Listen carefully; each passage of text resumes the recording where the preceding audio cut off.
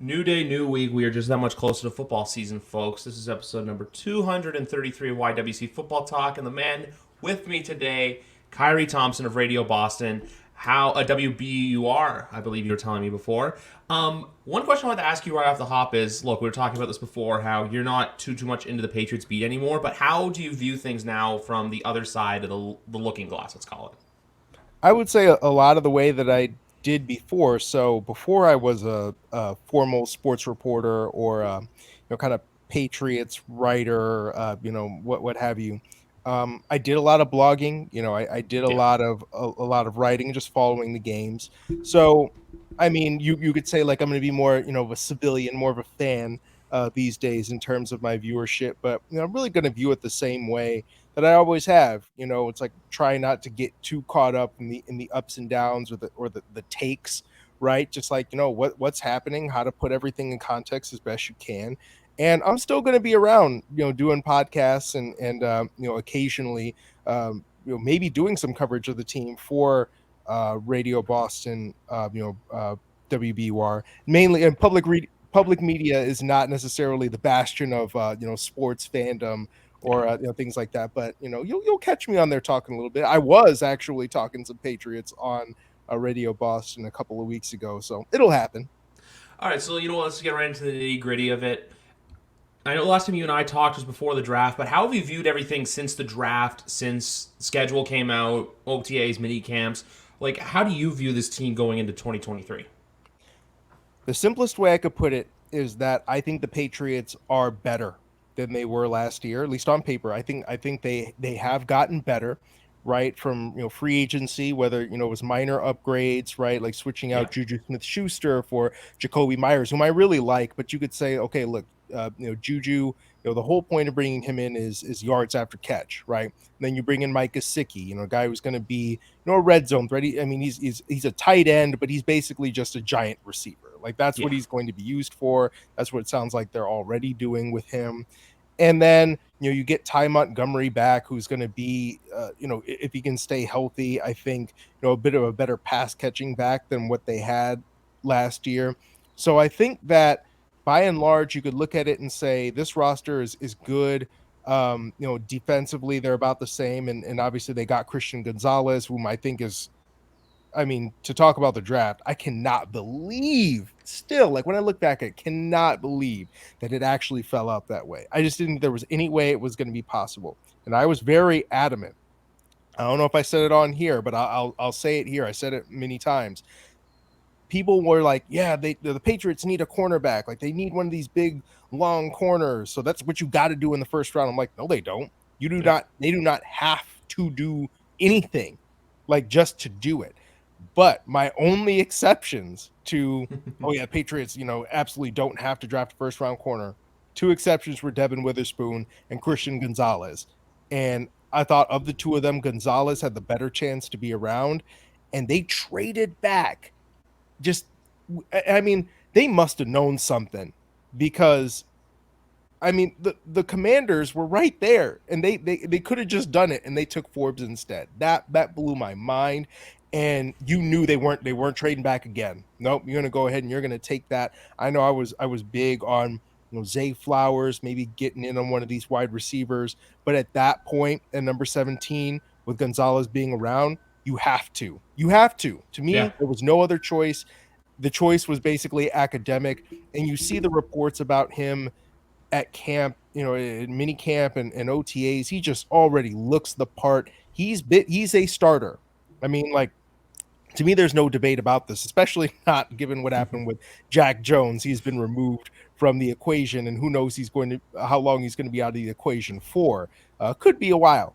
But one way or another, I mean, every report you heard is Christian Gonzalez starting at left corner today, Christian Gonzalez starting at right corner today, or it's like Jonathan Jones, Marcus Jones, whatever, are opposite him starting, but Christian Gonzalez is going to be a starter. Just like with Cole Strange last year, I Yeah. watched every practice when I was there. They did not mess around. Oh, yeah, we're going to have the rookie earn his stripes. No, they threw his butt right up in there. He was a starter from day one. That's what Christian Gonzalez is going to be. I feel like he gives them an element of height in the DB room they didn't have on the outside last year. All that to say, they are better, but this is not a Super Bowl contender to me. No. Still, you're still too far away from that. You're, I mean, you're probably a quarterback away from that.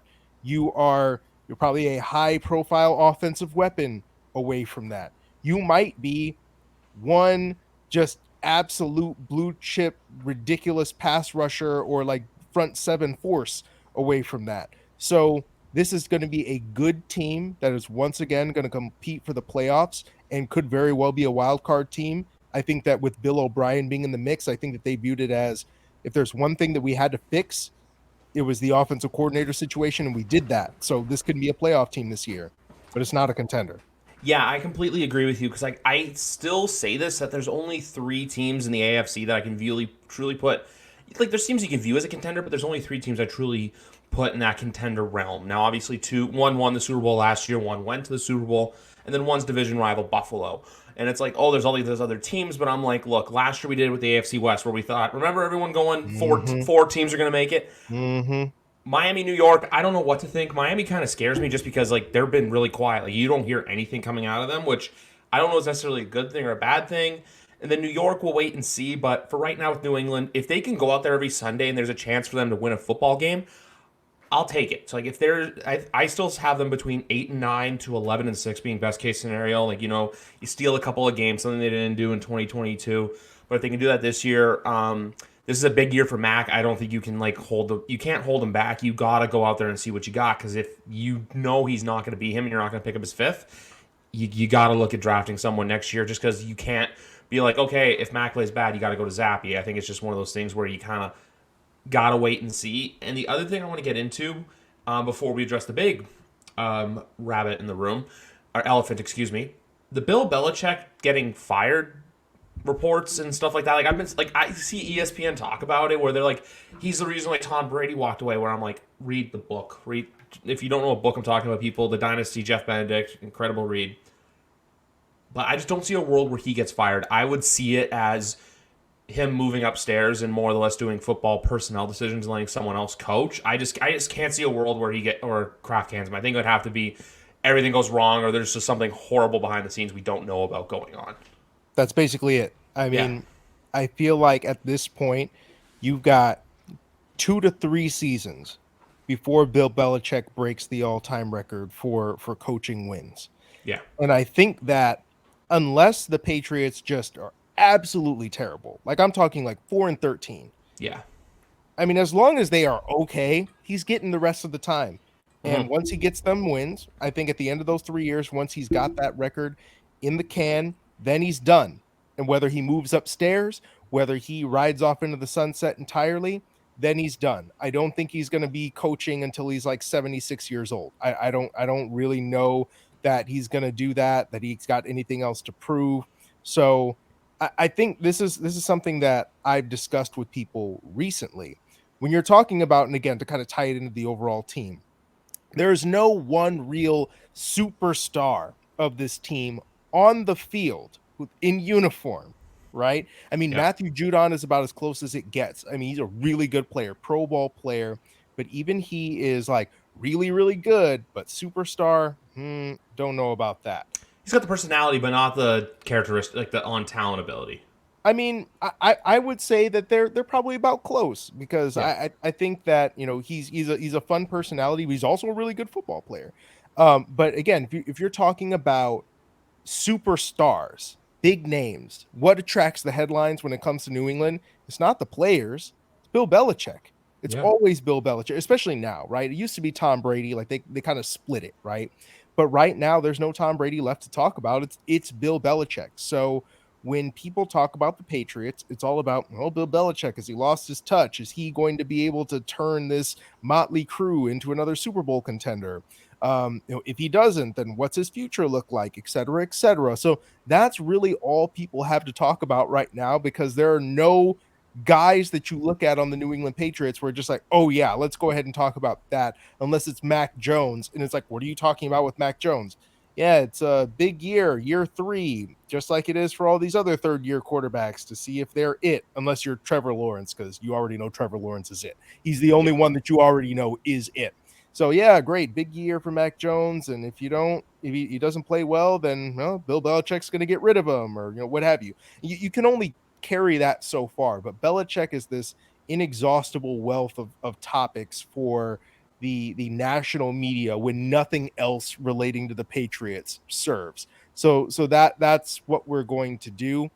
But again, I think that this is one of those times where we are in, mid to late June. Yeah. Training camp is like a month or month and a half away. You can only talk about so many things relating to the actual on-field product itself. So yeah, let's go ahead and talk about Bill Belichick and his decisions, and how the Patriots are they're like the fourth best team on paper in the division, because they are. They are, but you just never know. And the other thing too with the Belichick thing is like because this all stems from ESPN, who I feel like just likes to spew stuff, especially this time of the year, because they only know how to talk about two sports. In all honesty, football and basketball. If you're any other sport, they don't really care about you that much unless you're college. And the one thing they keep seeing though is like the whole, was it Bill or was it Tom? I always like to say it was both. And if people want a perfect example of that, the first three Super Bowls were Bill Belichick. Tom Brady played huge parts in them. Don't get me wrong. Those first three Super Bowls were based off of Bill Belichick and defensive football. So that's just something I want to throw out there. But you make an excellent point. And before we get into any other topics, I just want to say quickly, guys, this is probably going to be the last NFL episode until training camp. That's in about 5.5 weeks from now. So I just want to give you a heads up, because why I like to say this every year.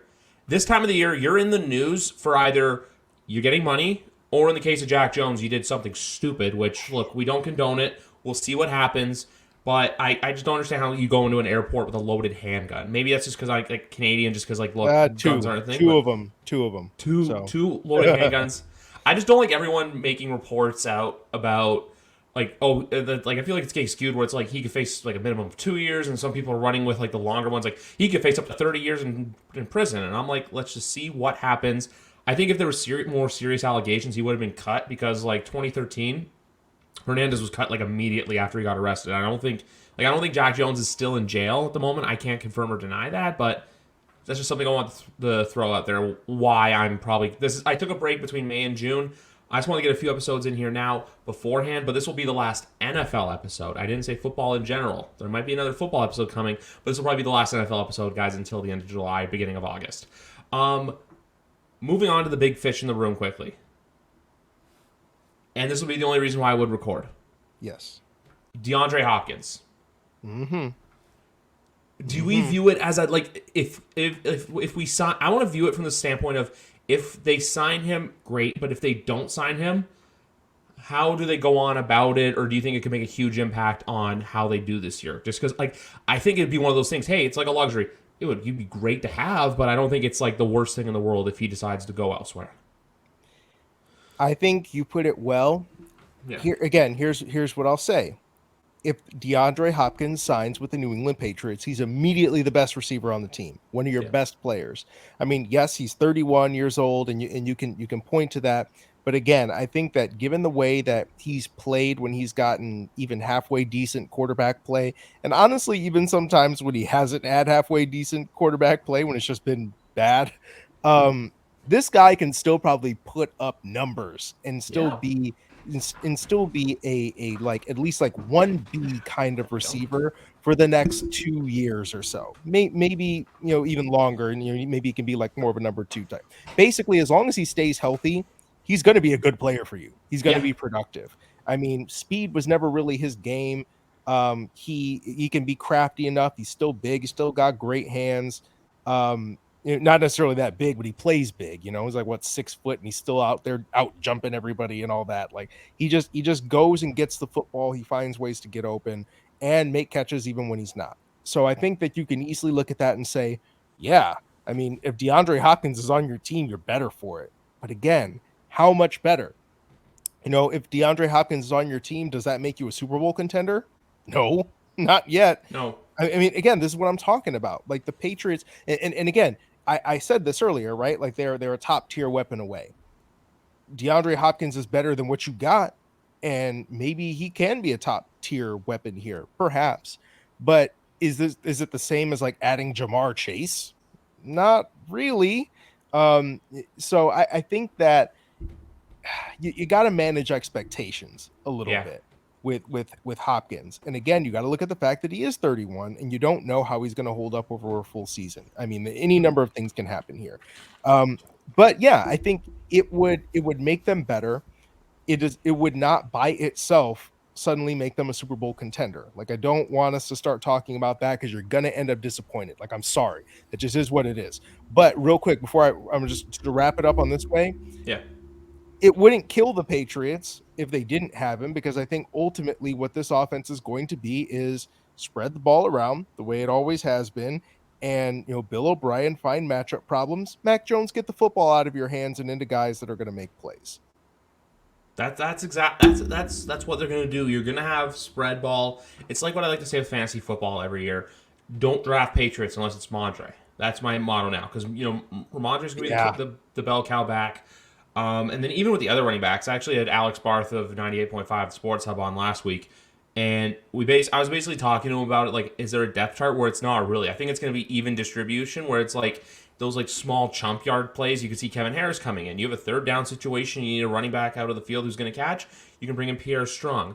I even saw another article coming out today from your former work, WEEI, about potential running backs they could bring in. Like, Dalvin Cook was the main headline, and I'm just like, I don't think they need. They Why? don't. You Yeah. don't need Dalvin Cook. Like Buffalo or Miami, yeah, sure. Like I still think he's going to be ending up in the Dolphins just because he's from there and they need the running back. But New England, they don't need to bring in a running back. I think the only position of concern for me going into the year is the tackle position. Besides that, Hmm. everything else pretty much I think is surely locked up. And then, yeah, that's about it. And we'll see what happens with the DBs, especially with this whole. With the whole Jack Jones situation and then where they put Jalen Mills. It's going to be a very exciting summer for New England. And right now, for all the fans out there freaking out about stuff, guys, the players are off right now on vacation and hanging out with their families. Worry about this stuff in a month from now. I think that I'm going to try and touch on a couple of things like as they come to my mind. The defense is going to be just fine. The Yeah, defense is going to be more or less what it has been. The probably top linebackers, 10ish. yeah, I mean the linebackers were better than I expected them to be last year, and I think they're going to find out how to. They're going to be able to continue to make it work with them. Though I think the things I keep hearing about Marte Mapu, I mean, just flying around all over the place, safety, linebacker, just a I go get the football position, essentially like baby Kyle Duggar, Yeah, makes me feel pretty good about having that movable chess piece around. Your safeties are still going to be probably your strongest position group, even though you lost Devin McCourty, because Kyle Duggar and Adrian Phillips are two of the like probably four best players on your defense. Probably Jabril two of your Peppers best too. probably two of the best three players on your defense, and then you've got Matthew Judon. If we're gonna Yeah, honestly, if that's how I feel about them.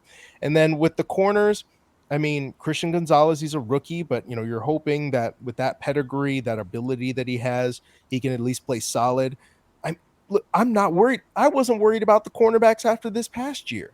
If we're going to be no, completely honest, yeah, they got beat at times and it stuck out like a sore thumb when they did get beat, like when they were getting sunned by like, T. Higgins and stuff like that. Though, I mean, a lot of people got Justin sunned by T. Jefferson, Higgins. Stephon Yeah, Diggs.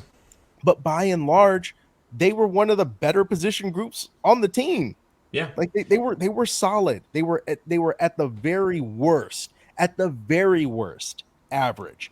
Okay. And so I think that with the depth that they've got, they're going to be fine. The tackles you mentioned on the other side of the ball, that's going to be really interesting yeah. because I'm not actually worried about Trent Brown. I know a lot of people are worried about Trent It's the Brown. right side of the ball I'm worried about, not the left. Yes.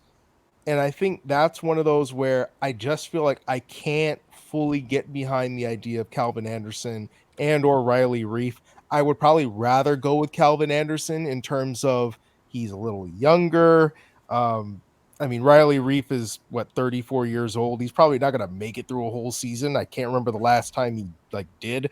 And then you've got the idea of McDermott City there South. as a break glass in case of emergency kind of player. Yeah. So it's like, City So. Yeah, City I so too. mean, so okay, we'll see about that.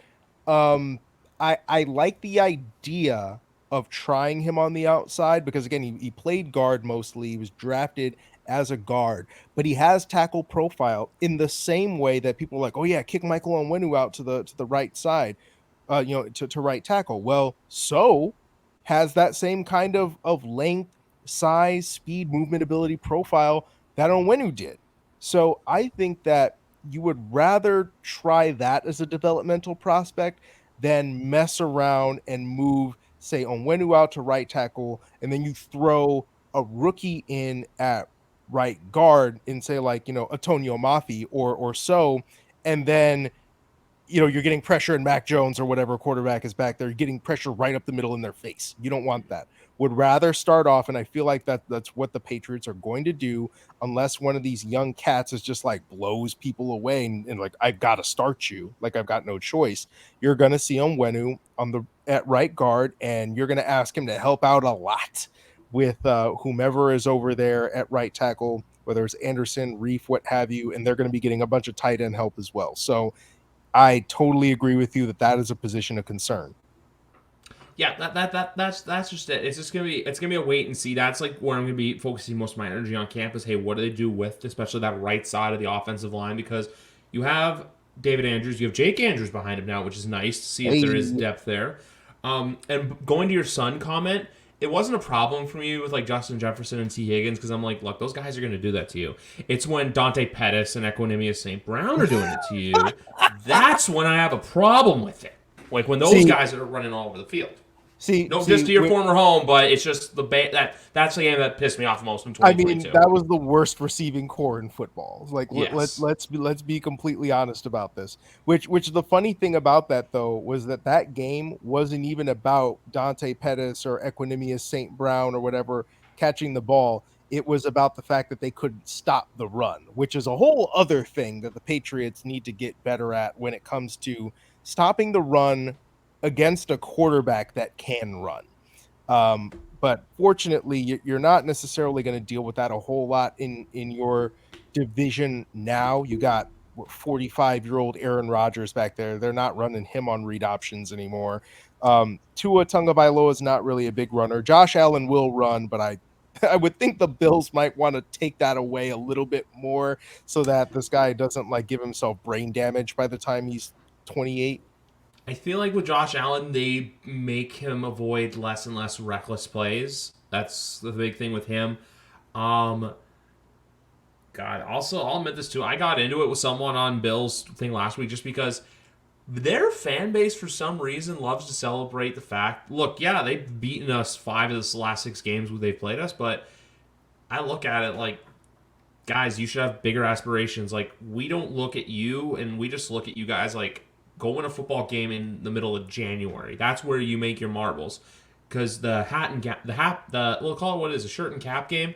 That's a shirt and cap game. We know this is Patriot. Like whether we cover the team, whether we watch the team, you don't want the hat and the shirt. You want the chip that comes with the hat and the shirt. And the AFC East crown means nothing. So we'll ultimately see what happens with them. But that's just my message quickly to the Bills fans is like, guys, think bigger picture. Think Super Bowl. Because last year, everything was given to them. This year, it's not. And it's going to be exciting to see what happens for them. But that's just my 2 cents on there. And then, look, with the Dolphins, like I said, they're going to be the Dolphins will probably be one of the 3 wildcard teams. I think it's just how far they can go or how healthy Tua can stay.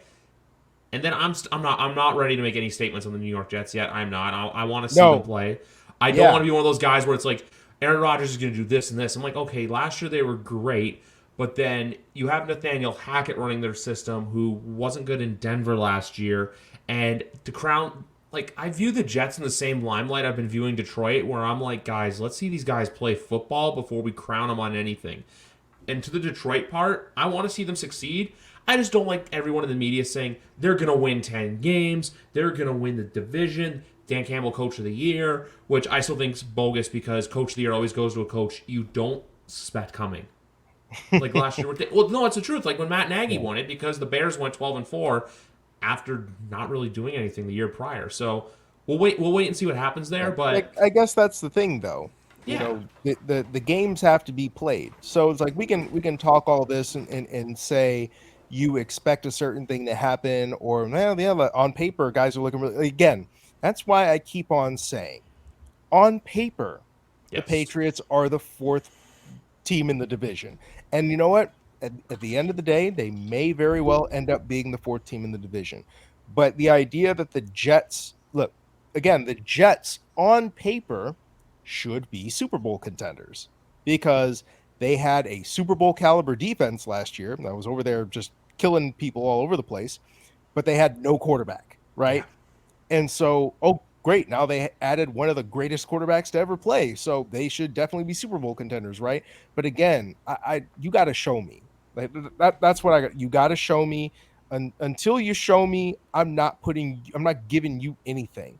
And it's the same deal with the Lions, or if you're the Chiefs and people are gonna be like, yeah, well, they're Super Bowl favorites. Well, they've won two of the past like four Super 4. Bowls. So, okay, sure. I have no problem putting you in that realm. That is okay with me. Or even the Bills. If you want to talk about the Bills being Super Bowl contenders, where, I mean, they made an AFC championship game in the past 3 years. They have won a playoff game in each of the past 3 years. Okay, sure. We can go ahead and have that conversation. I do not mind. But if we're going to talk about, yeah, again, if we are going to talk about them like, oh yeah, they're going to go ahead and just like run roughshod over the division, and they are definitely going to be in the AFC Championship and they're Super Bowl contenders, you got to show me, right? That's what it all is. So I personally am not ever really in the like serious prediction mode or being married to things. Like I can tell you that yeah, I can see the Patriots being 9-8 this year. I can see that. I'll go ahead and float that out there as a prediction for this year. But I'm not going to be mad if it doesn't come to pass, because in the end, the game's got to be played. And sometimes things happen that change your outlook on things. So I'm not going to be over here talking no trash about nothing, because I'm just an observer. You know what I mean? Yeah. I like to watch, and then once I see how things are going to unfold, I'll tell you if I'm right, I'll tell you if I'm wrong, and we'll go from there. I love that approach. I love that just whole like, you know what, we'll see what happens. Like right now, look, do I want to see the Jets succeed? No, but if they do, you got to give them the roses. And then with New England, like I said, if they finish 8-9 again, if they finish 9-8, hell, they even get to 10 or 11 wins, I view that as a successful season. It's just play of Mac determining it can go a long way, and just avoiding any late season collapses, kind of like what happened against Vegas and Cincinnati last year. Before we go, I want to play a quick game with you quickly. So you know how I was talking before about how like teams like Detroit are Mhm. being overhyped.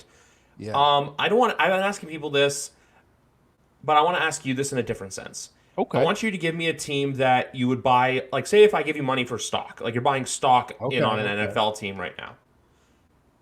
What All team right. would you buy stock on going into 2023, and which team? It can be a team like too like no you may not no one's really talking about, or what's a team that you would sell that stock from because you don't think that they're going to be as good as people think they might be. Interesting. Okay. So the first team that went into my mind as buy stock is the Jacksonville Jaguars, because I think Trevor Lawrence is that dude. And I think that what they, and again, like the AFC South is terrible. Like they're an awful division. But again, you look at that team, they were not really ready last year. They were not really ready to win a playoff game, or any of that. And they won a playoff game. Yeah. You know what I mean? It's like Trevor Lawrence was just atrocious in that first half, and then he goes out and just absolutely Trevor Lawrence's it in the second half, and they won a playoff game. That team.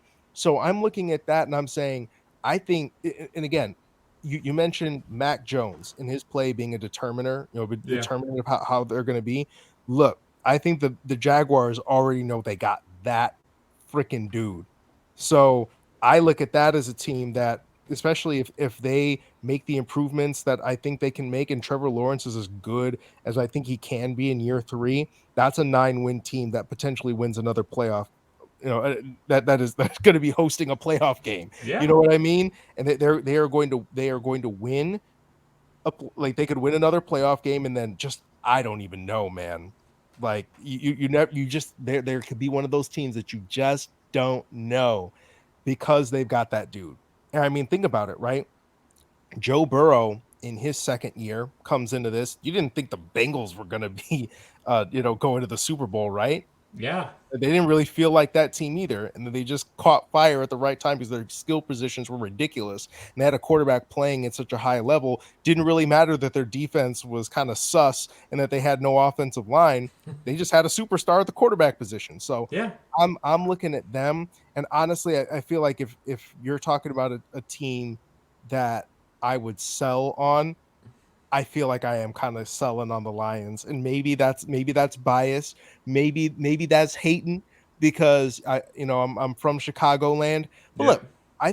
I think the Lions have the potential to be a solid team, and that they surprised people last year, and I feel like you should give them credit for that. But I don't trust Jared Goff. You cannot make me trust Jared Goff. You can't. I'm sorry. Okay. And you can and their draft this past year was so funny. They drafted like a team that thinks they got it. Yeah. Like they've got all the pieces. They took a freaking running back, what number 12 overall, right? Who I thought was going to be a day two pick for the Patriots. Which and I thought Jameer Gibbs would end up being a first round pick. I just did not see him being a top 15 pick. That is No. utter and complete lunacy Like to me. late first round, early second round. You had to convince me to even take you would even have to convince me to take Bijan in the top 10. That I could at least understand though, because they're talking about this brother as a generational running back talent. And I mean, in the end, sometimes you got to do what you got to do. But Jameer Gibbs, no, bro. And then they took a linebacker, right? They took a freaking linebacker in the top 20. Like again, that's the team that you're worried about. So to me, I don't think so. They might win that they might win that division just because the division is freaking terrible. And I don't think I feel like the Packers are going to take a step back, but I don't know that the Vikings are going to take that much of a step back to where they're going to be No. out of the picture. And the Bears, see, look, the Bears, I don't think they're going to win the division, but at the same time, if Justin Fields and this Justin Fields DJ Moore thing that I've been hearing so much about, the connection that they've had, if that's real, then that's a team that you at least have to think about. Because again, it sounds crazy for me to say that, but the NFC is trash. Yeah. You know what I mean? The NFC is freaking crap. So you would think that the Lions should be in the upper echelon of those teams. But again, I just feel like they're Detroit. Okay. Detroit is always going to figure out a way to Detroit things up. They already got players getting dropped because they were gambling. You know what I mean? That's the thing. Like with me with Detroit, like I want to see them succeed just because, like from my perspective, it's the lovable loser thing where it's like Yeah. you want to see them do that. But you made an excellent point. I don't see Minnesota taking a step. Like I don't see Minnesota. I don't see them going 12-5, but I can't see them doing worse than 10-7. I still think they'll be a double-digit win team. You still have you still have the best receiver in the NFL in my opinion. Kirk's Kirk, but at the same time too, you're gonna win a lot of like 40-33 shootout football games. One thing I'll say about the Packers is I think they'll be like I can see them being like what the Patriots were last year. Like they'll Mm. win some games, but they'll lose some really annoying games that like they should have won or they do some stupid mistakes that cost themselves. And then with your Bears, I think if they can be a 6 or 7 win team, that's a success. I just think you need to see Justin Fields become what he was at Ohio State. If you can get that, then I think okay, next year is the true year where the Bears can say we're going for it. Yeah. Mm-hmm. Yeah. Yeah, It's that's not. it. It's not this year. Yeah. No, like next, like if he has an okay season, you can. It's like how they just quietly picked up the 5th year, and then next year's that year where it's like, hey, if you do great, we'll give you a bag in 2025. That's how I view Justin Fields.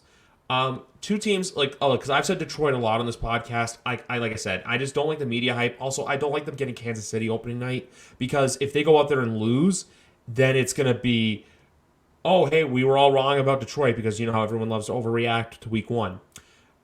Two teams that I have that one I want to buy and one I want to sell. Sell, I'm gonna go first. I'm gonna go Seattle. I just think that what we saw towards the end of last year, I think, was the true Geno Smith.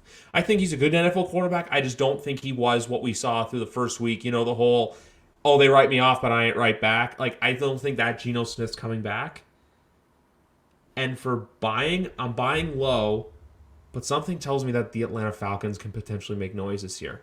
I'm not ready to say like they're gonna go out there and rule the world, but I'm just like Desmond Ritter experience. I just think look, I already see people for fantasy football saying Bijan Robinson's an RB1. I think he's gonna be great. I just don't like people putting goofy expectations on a rookie. Yeah. But with Atlanta, it's more than Desmond Ritter. It's their defense. I just think that like the same. I could see Atlanta being the same thing too as New England, where it's New England of last year, where it's like, hey, the offense may not be there, but your defense is going to bail you out a lot. With like Jesse Bates, there's some other guys that I'm blanking on right now that they have, but they've started to build something there to where I'm like, they could make some noise because look, I'm not buying into the 8-year-old playing quarterback in Carolina with Adam Thielen, and Jonathan Mingo's good, and Terrace Marshall, which I know, shout out my podcast favorite McGarvin, wants him in New England and be great too. But I'm just not ready to buy on Carolina. And then with New Orleans, I think they'll be good. I just can't fully trust Derek Carr yet. I've been hearing reports about like Michael Thomas being back to form, but I'm like the same way you view like Justin Fields and DJ Moore. That's how I view Derek Carr with the Saints receiving room. Like I need to see it in a game. Mm-hmm. Yeah, and I think that what you're talking about. So I talked about the AFC South being terrible. The NFC South is just as bad. Look, I'm not going to disparage Carolina, right? And I mean I'm one of these guys where I like to see young quarterbacks play well. Yeah. So I mean that's still going to be a top 10 picking team in 2024 because I mean look, most of the time, I mean basically all the time, first year quarterbacks don't just magically come in and save the franchise because y'all were y'all were in that position for a reason. And yeah, maybe they weren't the number one overall pick team when the draft started. They had to trade up to get to that point, but they still weren't a good team. You know what I mean? So they've got other problems. They've got other things that they need to address. And then I don't believe in any of those other teams very particularly strongly. So that's another division that is wide open to me. And you would look at it on paper and say, well, go with the team that has the best quarterback, and that's the New Orleans Saints. So I mean, okay, we'll see about that. But I think that there's absolutely space, just like there was in the AFC South last year, for an upstart to come in and mess things up. Yeah. That's why with Atlanta, like Atlanta, I look at it as like a buy low to where it's like low risk, low reward, where it's like not like, hey, because I also Carolina I'm skittish on because 2 years ago I was on here saying Carolina's a dark horse. Carolina can like be a wild card team. They got off to a 3-0 start and then they just crapped the bed and went like 5-12 after going 3-0. They went 2-12, and that's where I was like, getting that rule the hell out of the NFL. So that's why with Carolina, I'm still like, I don't want to believe in them immediately.